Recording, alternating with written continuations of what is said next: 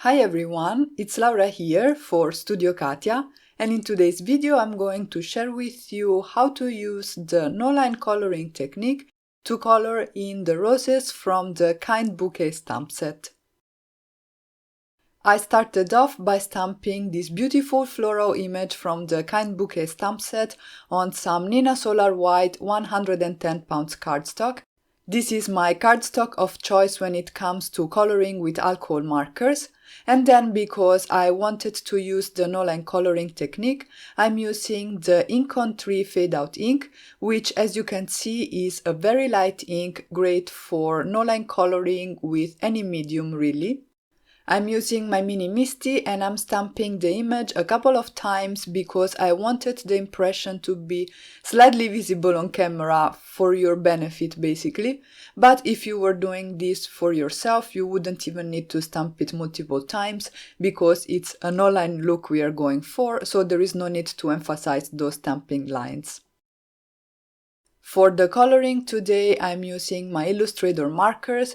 These are alcohol markers, so I can blend them with each other, and I'm using some shade of coral reds. The color palette that I chose today is a little bit unusual for me, but it was nice to sort of move away from my comfort zone and try something different in terms of colors. Coming to the coloring, as you can see, I started by adding my darkest marker in the areas where I thought a shadow will be, so that is at the base of the petal and also at the top, because in the original image that petal is folding over onto itself, so the part that is folding over is going to cast a shadow on the petal. I started by using CR7 for my darkest marker, and then I blended that out first with a CR5 and then CR3 and CR1. But then I felt that I wanted my shadow to be a little bit darker, so for my second layer I used CR10. I added that to the shadow areas, and then again I blended everything out with CR7, CR5, CR3 and CR1.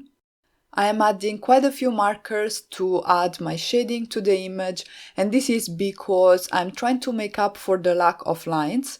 I will come in later with an even darker marker for my shadows, which will be the DR5 marker.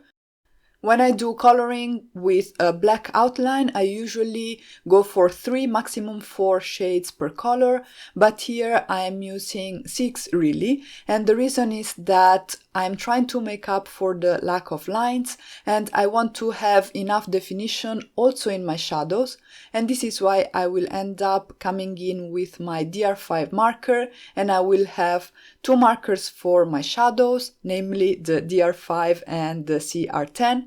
I will have 2 colors for my midtones, which will be CR7 and CR5, and 2 colors for my highlights, which are the CR3 and the CR1, again to get that nice definition and contrast to make these images really pop. I also wanted to say that you don't always need to use so many markers when you use the no-line coloring technique. If this was an image with fewer details, I would probably go for 4, maximum 5 markers, but most likely 4. But because this image has so much detail and it's so gorgeous, I really wanted to do it justice in a way and create that nice contrast, and this is why I chose to use so many markers. Another option for your shadows is to use a colored pencil instead.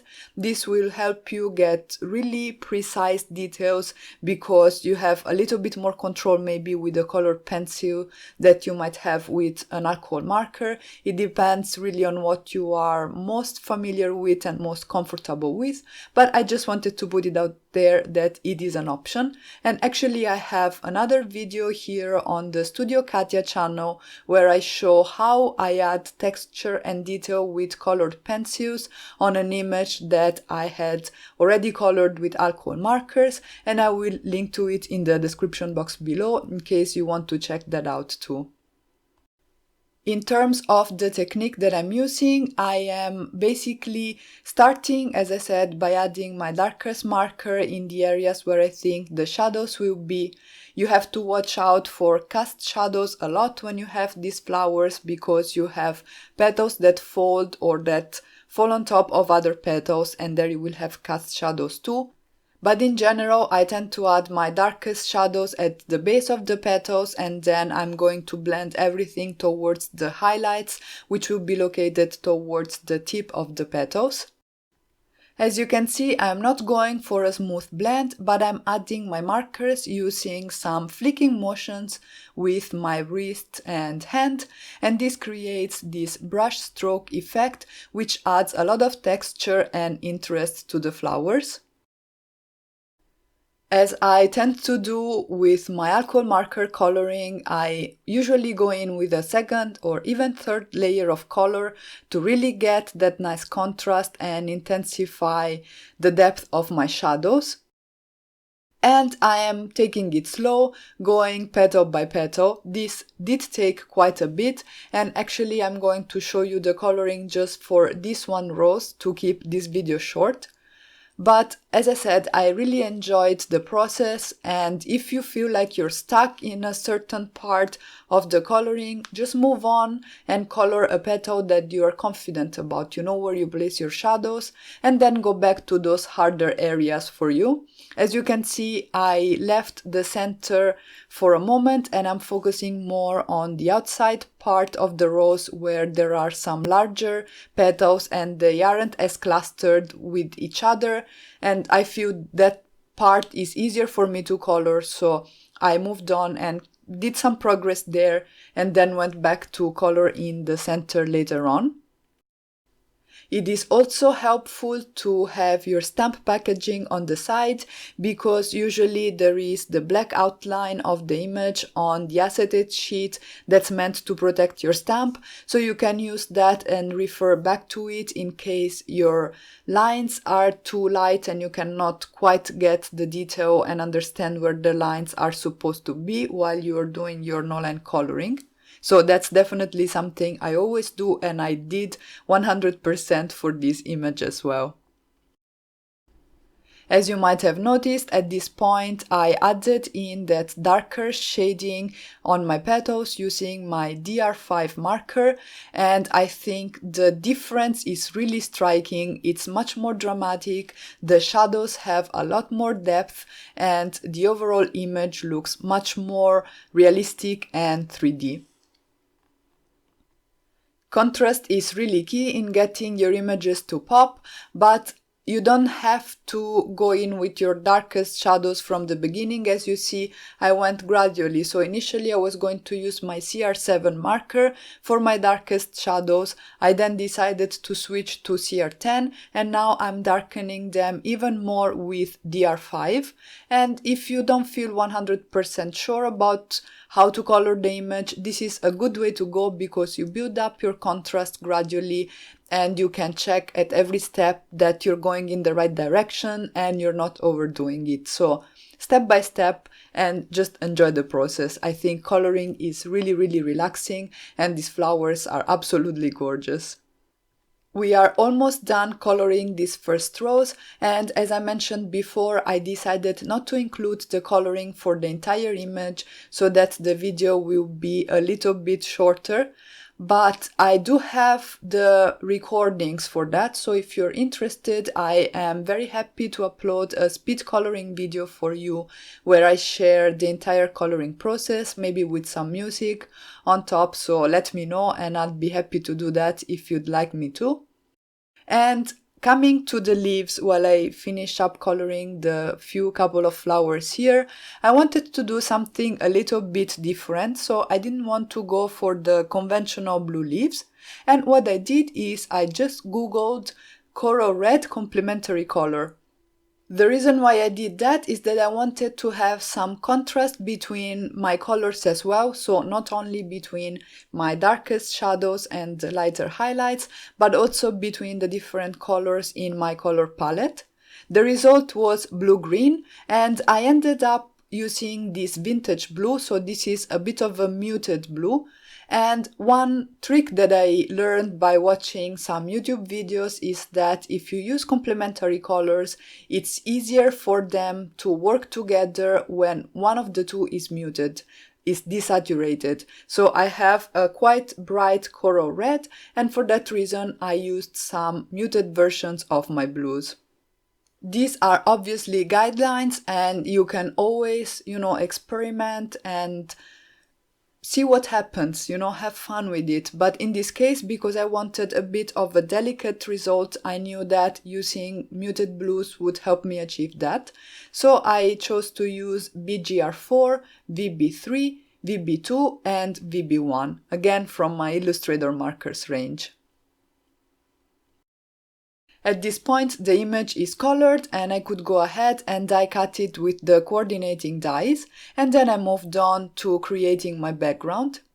I have some Bristol Smooth cardstock here that I die cut to an A2 size with the rectangle die in the Darling Ribbon and Dotted Frames die set by Studio Katia. I decided to ink blend the background using my Spectrum Noir Harmony inks. This is the color Spa Blue, again a muted blue to match the color of my leaves a little bit. And I'm using my Studio Katia blending brushes to do my blending, starting from the outside of the panel and moving towards the inside. Initially I was going to leave the inside blank, but then I decided to cover the entire panel and to have a pretty much homogeneous distribution of the ink, so I don't have a vignette effect or anything like that. Next, I wanted to add a little bit more detail to the background, and so I'm using this gorgeous stencil. It is called Autumn Leaves, but really it works on any type of background if you ask me. And the ink that I'm using is again Spectrum Noir Harmony ink in the color Lagoon this time. I couldn't resist and I wanted to add some subtle shimmer to the background, and so I'm using this glitter gel by Moda Scrap. It's called Jelly, and I'm applying it through my stencil with a spatula. It looks a little bit milky right now and it's covering those ink blended leaves, but once the gel is going to be completely dry, it will dry clear, so you will be able to see those beautiful teal blue leaves, and the gel will add a beautiful shimmery effect to the background, almost pearlescent. You will see it later on in the video. Once I was done applying the gel, I removed the stencil and washed everything in my sink immediately because you don't want this to dry on your stencil and on your tools. And I put my background aside to dry while I worked on the rest of my card background. It might actually be better to do the background first so that by the time you're done with your coloring, the background is completely dry. For this second panel, I took some vanilla cardstock and I die cut it with the rectangle die in the Dotted Patterns set 3 dies, and then I used the oval die in the same set to cut an opening in this panel. For my sentiment, I used the fancy scalloped circle dies to die cut the word hello from some Nina Solar White 110 pounds cardstock, so the same cardstock that I used for the flowers. And then once my background was completely dry, so that gel medium was completely dry, I could go ahead and glue everything together. I debated whether to raise this panel over some foam squares or some foam tape, but I decided to glue it flat on my background because it will be easier to mail this card this way. So I'm using my Studio Katia glue, and I first glued down the rectangle panel onto my background, and then I added my roses to the left third of my card design.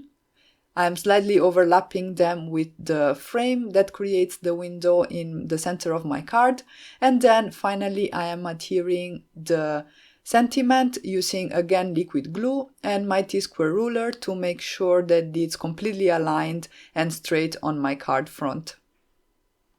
The last step was to adhere my card front onto a top folding A2 card base. This is some heavyweight white cardstock cut to 5.5 by 8.5 inches and scored at 4.25 inches, and that finished off my card for today.